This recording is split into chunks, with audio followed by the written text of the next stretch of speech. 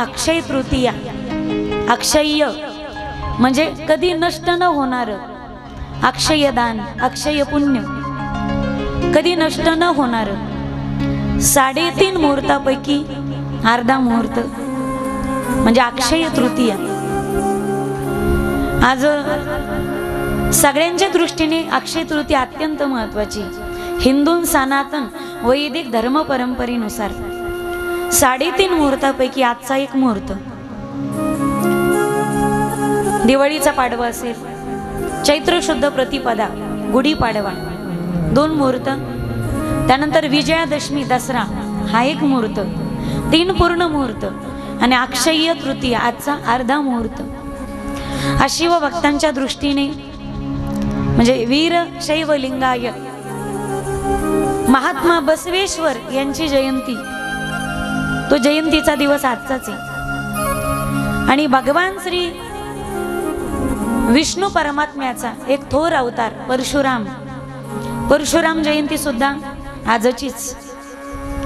आजच व्यासांनी महाभारताचं लिखाण करायला प्रारंभ केला होता।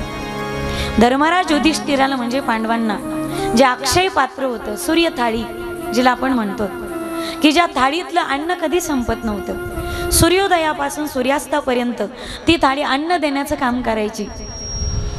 आणि ते अक्षय पात्र धर्मराज युधिष्ठिराला पांडवांना आजच्या दिवशीच प्राप्त झालं। आजच्याच दिवशी सुदामजी भगवान श्रीकृष्ण परमात्म्याच्या भेटीला द्वारकेत गेले, 3 मूठ पोहे दान केले, पण त्या 3 मुठी पोह्याच्या बाबतीत बदल्यात परमात्म्याने अक्षय दान दिलं। सोन्याची सुदाम नगरी दिली, मुष्टीभर पोह्यासाठी गाव सुवर्णाचा दिला गा, अक्षय दान दिलं त्या आजच्याच दिवशी। आणि आज अक्षय तृतीया 3.5 मुहूर्त म्हणून प्रत्येक घराघरात आंबरस आणि पोळीचा सण, म्हणजे तुमच्या आमच्या दृष्टीनं ज्याला काहीच कळत नाही त्याच्या दृष्टीनं खायचा सण, ज्याला कशातलं काहीच कळत नाही, काहीला कशाची, काहीला खाण्याचा छंद असतो, काही तर 15 दिवसापासूनच वाट पाहत असतील आखिदी कधी येते, म्हणजे आमरसाचा बेत रट्टावून तुटूनच पडायचं, दाबून हाणायचं आपल्या भाषेत। आणि आजच्याच दिवशी प्रत्येक जण काही काही घरामध्ये आजच पितरांना ज्यावेळी आमरस दिला जातो, मग तिथून पुढे ज्याचे आई वडील वारलेले असतील तो आमरस खायला प्रारंभ करतो। पितरांना दिल्याशिवाय, देवांना अर्पण केल्याशिवाय आपल्याला आमरस खायचा अधिकार नाही। आता आम्ही खातो, पण आमचे आई वडील सासू सासरे स्वतःच्या आई वडिलांना दिल्याशिवाय म्हणजे पित्तर जेव घातल्याशिवाय अक्षय तृतीयेच्या दिवशी पितरांना आमरस दिल्याशिवाय ते पूजनही असतं पा, गाडगं मडकं सुगडं, ते मडकं पूजलं जातं, त्याचं दान ब्राह्मणाला दिलं जातं। आमरसाचा पित्तर घातला जातो, देवादिकांना आमरस अर्पित केला जातो। आणि आज पेरणीचा मुहूर्त सुद्धा केला जातो। आज असं म्हणतात की अक्षय तृतीयेच्या दिवशी ज्या धान्याची पेरणी केली ते धान्य कधीच कमी पडत नाही, अक्षय त्याची वृद्धी होते, ते कमी पडत नाही। अक्षय म्हणजे कधीच कमी न पडणार। आज जर सोनं खरेदी केलं तर त्या माणसाच्या घरात सोन्याची कमतरता कधीच पडत नाही। गुंजभर तरी खरेदी करावं माणसाने।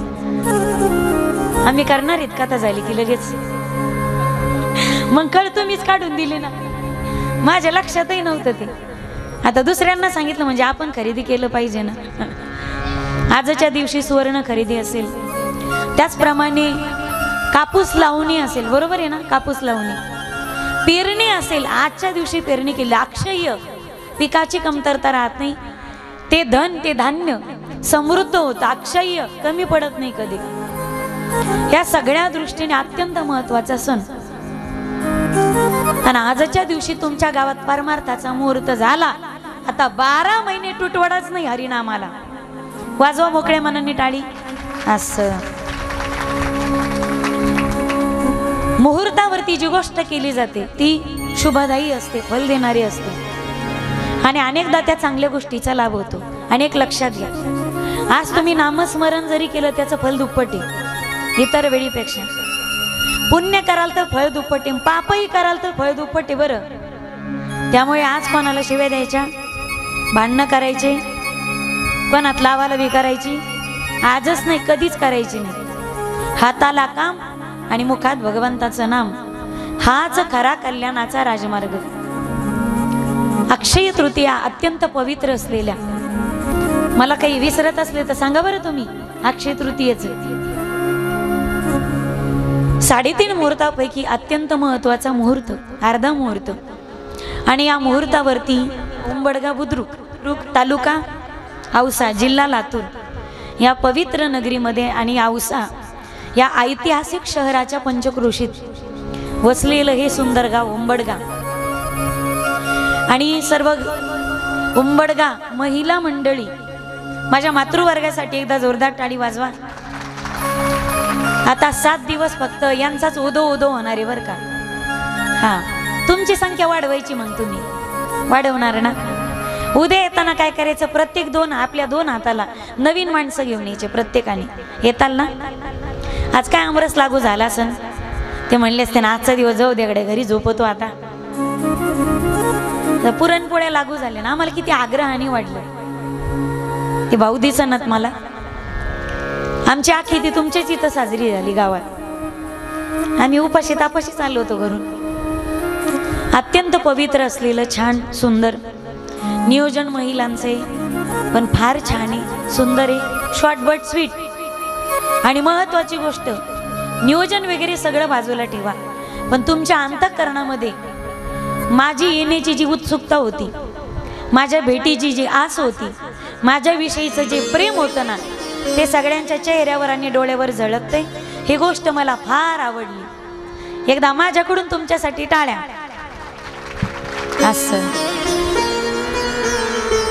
कथेला प्रारंभ करण्यासाठी उशीर झाला, प्रथम दिवस, त्यात अक्षय तृतीया, आणि आम्हाला येण्यासाठी थोडा उशीर झाला, म्हणजे तसं 12:30 पर्यंत आलो होतो आम्ही, पण महिलांचं आवरलं नव्हतं। आता उद्यापासून बरोबर 1 ते 4 या वेळेमध्ये आपण कथा, भाग्यवान तसे तुम्ही लोक बरं।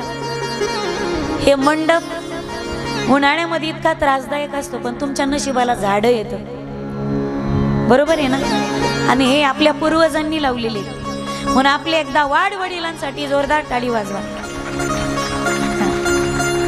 आज अक्षय तृतीयेला आलेत ते, पण तुमच्या पितरांना सुद्धा आदर वाटला असेल तुमचा, त्यांची सुद्धा छाती भरून आली असतील। आपण केलेली पुण्य फळाला आली, आपल्या जन्मी आलेल्या आपल्या पुत्रांनी, आपल्या नातवांनी, आपल्या पतवंडांनी, पूर्वज कॉलर टाईट झाली असतील त्यांच्या स्वर्गात, की ते म्हणत असतील अक्षय तृतीयेच्या दिवशी आपण आलो, पण आपलं स्वागत सप्ताहाच्या ग्रंथाच्या दिंडीने झालं। तुमचे पितर देवदास ग्रंथाच्या दिंडीत पण मिरले असतील, अक्षय तृतीयेच्या भोजनाला आले असतील तर। हे कदाचित तुम्ही ठरवून केलं नाही। सत्य संकल्पाचा दाता नारायण, सर्व करी पूर्ण मनोरथ। दिंडी प्रदक्षिणा झाली, मी याच्या अगोदरच भागवत ग्रंथ पूर्ण गावात मिरला, आणि भागवताचे आशीर्वाद या कणाकणामध्ये रुजलेले। प्रत्यक्ष भागवत ग्रंथ या गावात आला माईबाप, तुमचं भाग्य कमी समजू नका बरं। आयुष्य जातं माणसाचं, पण मंडपाकडे येण्याची बुद्धी त्याला सुचत नाही। जन्म जन्म मुनी जठरा आई, अंतराम कही आवनाई।